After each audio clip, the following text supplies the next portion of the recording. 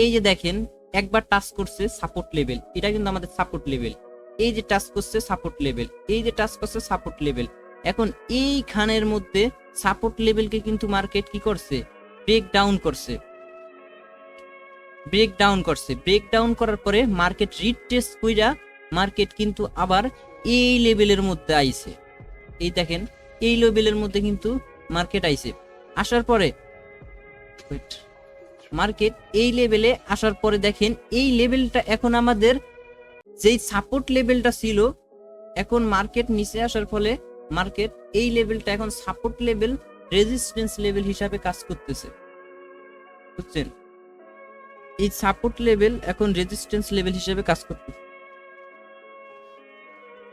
এখন আবার যদি ঘুরে ফিরে মার্কেট যদি এই লেভেলের মধ্যে যায়, তাহলে আবার মার্কেট এখান থেকে হয় মার্কেট এরকম যাবে, এরকম হবে, আর নয়তো এরকম, নয়তো এটা ব্রেক করে আপের দিকে চলে যাবে। এরকম পজিশন মার্কেট করতে পারে। আচ্ছা, আশা করি আপনারা সাপোর্ট এন্ড রেজিস্ট্যান্স সম্পর্কে বুঝতে পারছেন।